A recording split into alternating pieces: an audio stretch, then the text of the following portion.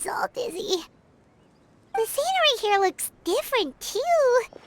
Oh, what should we do, Traveler? Please don't tell Paimon someone abducted us and brought us to some strange place that we could never leave.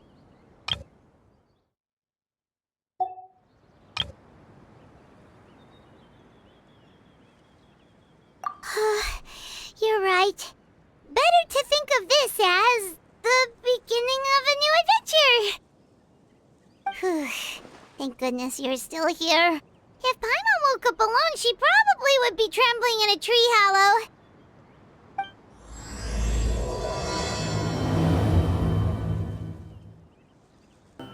Traveler, did those plants by the road look weird to you?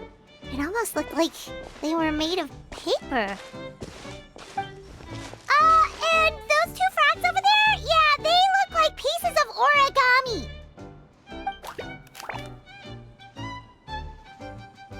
Oh, by the shade of a lotus leaf stream, don't tell me you forgot how to jump!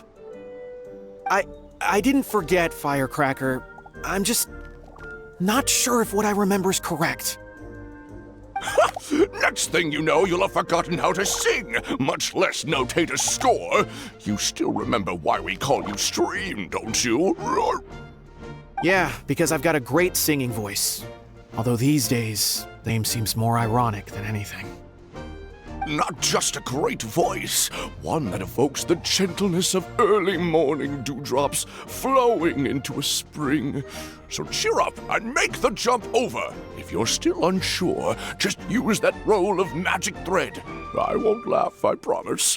Now, don't tell me you've forgotten how to use that as well.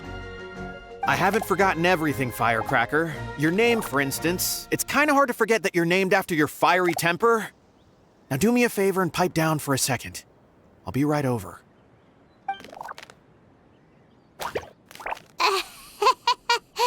You saw that too, right? Paimon's not seeing things, is she? This place is getting more confusing by the second. Anyway, why don't we go after those two frogs? They didn't look evil or anything. Plus, they might be able to help us out. Guess we're not catching up to those frogs. They were so fast. Paimon couldn't even tell where they hopped off to in the end. Excuse me, honored travelers. Did you come from the Cliff of Prophecy, perchance? The chubby paper hamster just talked. Chubby? Who are you calling chubby? I've just got a slightly thicker layer of paper on me, that's all. Allow me to introduce myself. My name is Almond, and I'm an elder of the Forest of Blessings. I've been waiting here for the Hero of Prophecy to arrive. Traveler, could you pinch Paimon just to make sure she's not still dreaming? Pinching, you say? Well, I can help with that, although you'll have to get a little closer. My arms are rather short. That's all right. We just need a minute to collect ourselves. Okay, let's think things through.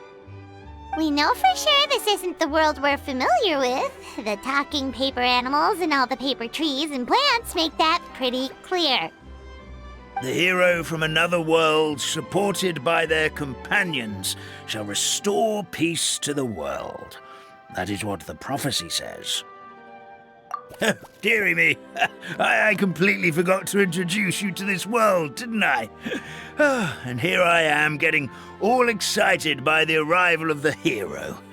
You'll have to excuse me. This old brain isn't what it once was, all shell and no nut. Oh well, perhaps my once glossy paper has faded past the point of no return. It's okay, really. You can just tell us all about this world now. Let me think. Where should I even begin? Pretty much forgotten everything that happened in the past. Right. I believe the story circulating along the pulp of this forest goes as follows. A long, long time ago, 3 goddesses created this world and named it Simulanka. The goddess of creation, who presides over matter and magic, created the mountains and rivers and gave us life. Her powers also paved the way for Simulanka to exist in numerous worlds. After the goddess of creation came the goddess of prophecy, with dominion over the stars and the course of fate itself. She induced the sky to spin and the earth to move. Even to this day, her statue still stands tall at the highest point of Constellation Metropole. The final goddess was the goddess of fate, she who reigns over all treasured tales and dearest wishes. She bestowed upon us the fierce and everlasting feelings of love and hate, and showed us the meaning of death and hope. Whoa, they all seem super impressive. Sounds like they really did a lot.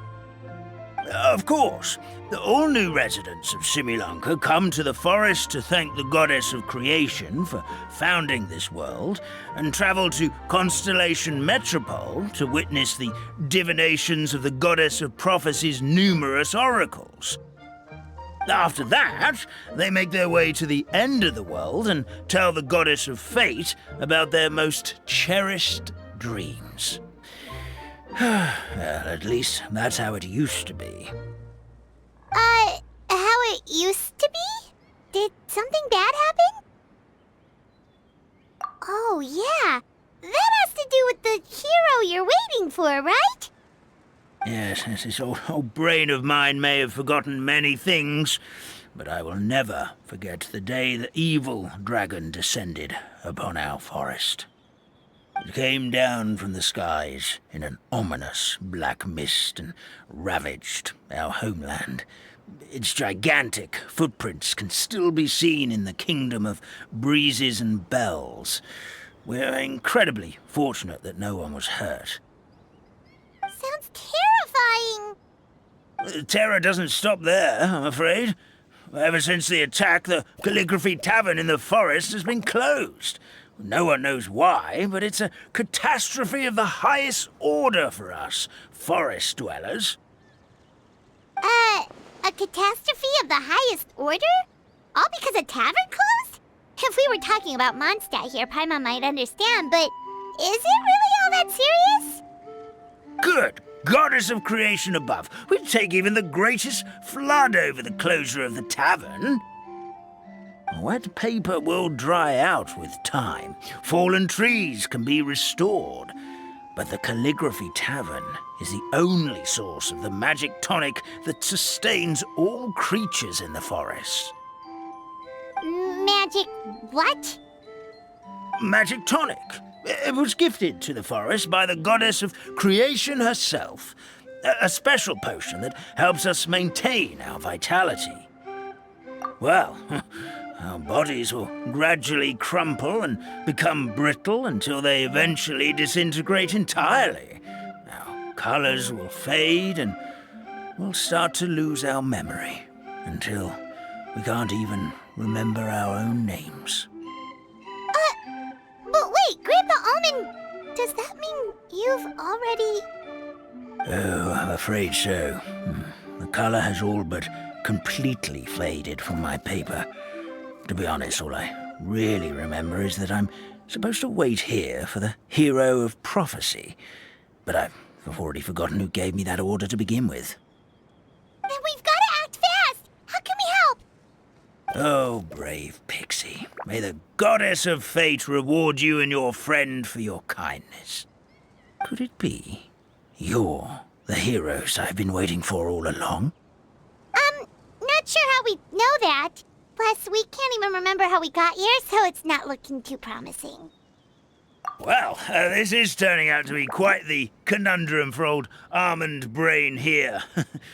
The prophecy never mentioned anything like that.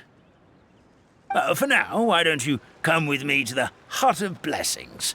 Our forest fairy lives there. Maybe she'll know what to do. Whoa, a forest fairy? Like one that knows magic? Oh, you betcha. She's prophesized to join the hero on their journey. Well then, she sounds like exactly the kind of person we need. Please lead the way, Grandpa Almond.